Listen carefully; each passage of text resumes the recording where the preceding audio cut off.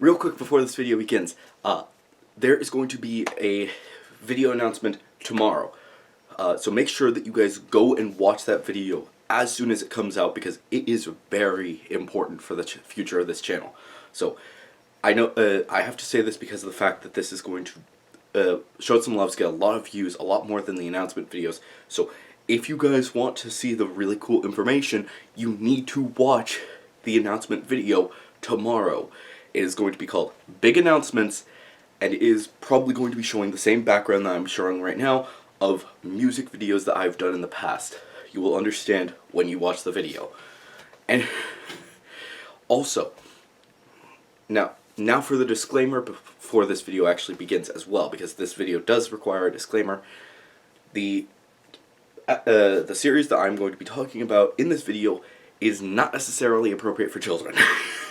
So, if you are under the age of 18, please leave this video now, or if you do not understand Japanese culture, again, please leave this episode now. This manga is not appropriate for children. Okay? It may say that it is rated teen, but that is not true. It is not. There are some chapters that are not appropriate for teenagers unless they understand Japanese culture. So again, please leave the video if you are not at least 18 or you understand Japanese culture. Okay? Okay. Let's actually get into the video. This is Dante, Electro Ninja here, and welcome back to Electro Ninja's Lab. In today's video, we are going to be doing a Show Some Love of one of my new favorite series, Reincarnated as a Sword. Now, as of right now, this series only has a light novel and a manga, and I currently have only read the first 5 volumes of the manga. I have not read the light novel, but I do plan to read it before too long. And if you guys actually paid attention to the disclaimer, then you would know that this is not a series for children. And that is not necessarily true. Basically, every now and again, so far the even volumes, so 2 and 4, have had one chapter which happened to have some frontal nudity uncensored. Now, the reason that that is a problem is because of the fact that it is in bathing scenes, and that's why I mentioned Japanese culture. If you understand Japanese culture, bathing is not that big of an issue over there, but over here in America, it's a bigger issue. So, yeah. And they don't censor anything except for the parts. So, yeah. Like, yeah. So, yeah. Nether regions are the only things that are not censored, that are censored. Everything else, not censored at all. So, do not read this series if you have problems with that sort of thing, because there are a few scenes like that. However, like I said, it is a very small amount, and so far it's only been in the 2nd and the 4th volume. And like I said, it's only been in 1 chapter each, and only 1 page, not even a full page, of the 4th volume. It was a little bit more in the 2nd volume, but not very much. So, yeah. And luckily for people who are concerned because the main character looks like a child, it is not her. Okay? It is adults that they show everything. They do not, they always make sure that things are in place so that she is censored. So, do not worry, it is not her. So anyways, now that that's taken care of, because I know that a lot of people are going to get mad at me if I do not address that, and then people read it and are like, ugh. Okay, now that that's taken care of, now we can actually talk about why this series is really an amazing series. Like I said, it is not, the nudity is very minor. And, yeah. The majority of the series is actually about the main characters, which is Fran and Teacher. Teacher is the sword that the title of the story comes from. However, Teacher is not the main character.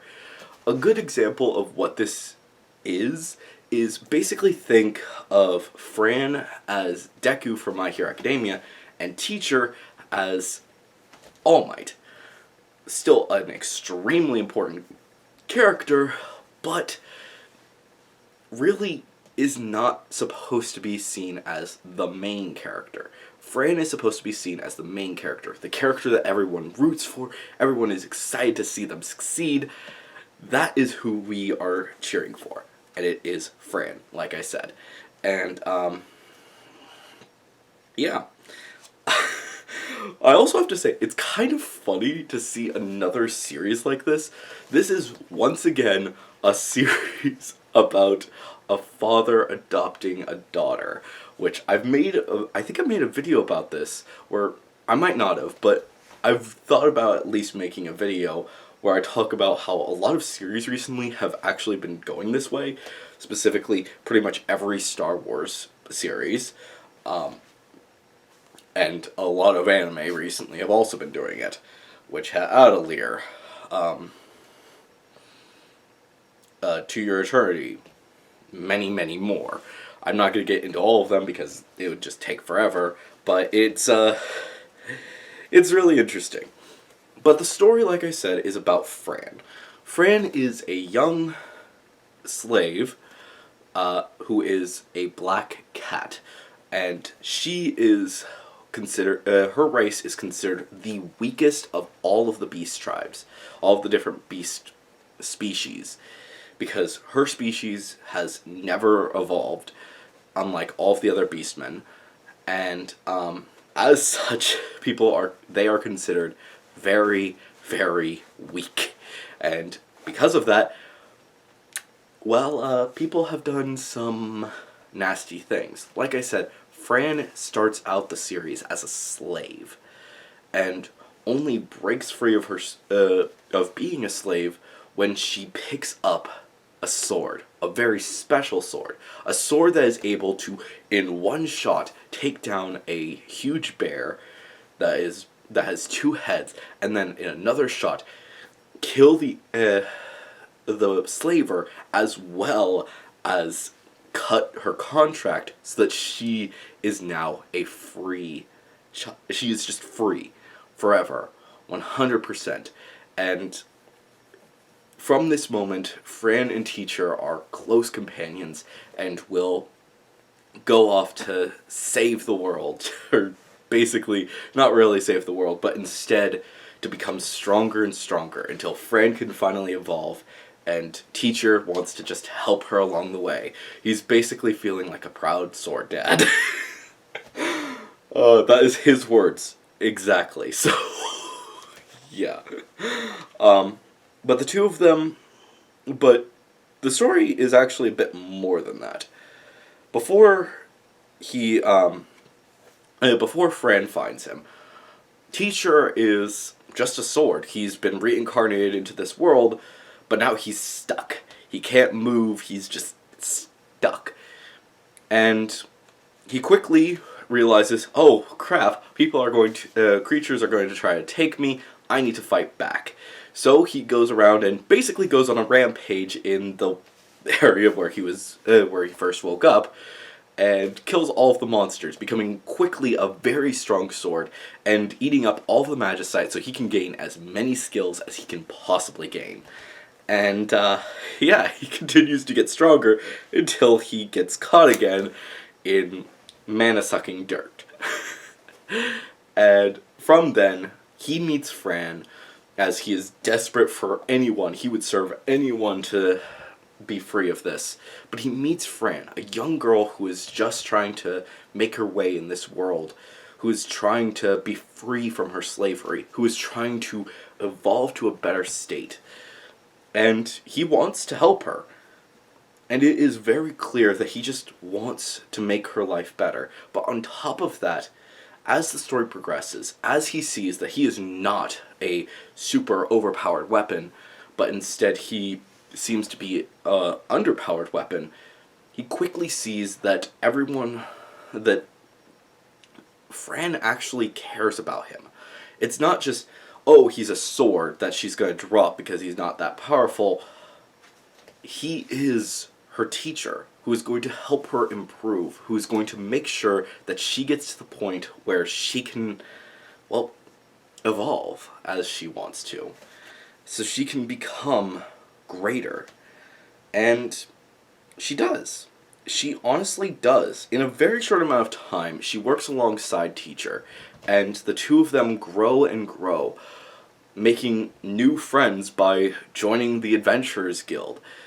And then they go to a blacksmith, find someone who is actually going to keep their secret for them, and help them along their way. This is amazing to get to see. And we get to see throughout these chapters that she continues to gain friends along the way. Sure, people are suspicious of her. How is she growing this fast? How is she so overpowered so quickly? And in basically everything, it's because she has a good teacher. A teacher who wants the best for her. The two of them work together. The two of them are inseparable. And because of their bond, Fran grows as a person. And sure, she makes some mistakes, makes some enemies, and almost gets herself killed a few times, but that's okay, because she works alongside Teacher to become better and better each and every step of the way, to make sure that she becomes an evolved black cat, whatever that new race is. But on top of that, she gets to meet all sorts of people, from the crazy woman who is basically her grandma, who is also the A-class the A-class adventurer of her group, who happened to take care of her parents when they were her age, and also just all sorts of things. She gets to go on an adventure.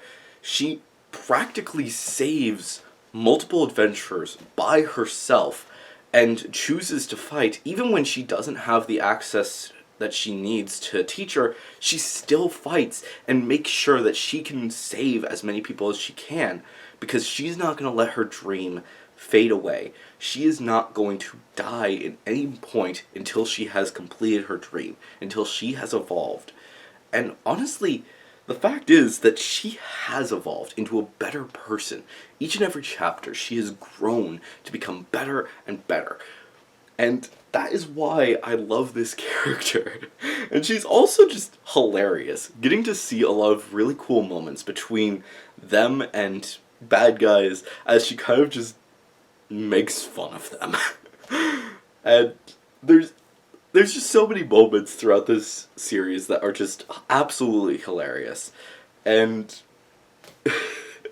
like they have this one guy who is a bit of an issue for them at first. They steal his power, and because of that, he becomes a bit of a asshole, even more of an asshole. So, when they later meet him again, she acts like she's never met him before, and acts like he doesn't exist. It's honestly just a hilarious moment that we get to see her just going through all of this stuff. And honestly, like I said, I absolutely love this series because it's just a ton of fun to just see how these characters grow and become better people. And like I said, I really love it. I love how this series comes to fruition. And yes, like I said, there are some moments where you kind of want to be cautious about reading, but honestly, those aren't the point.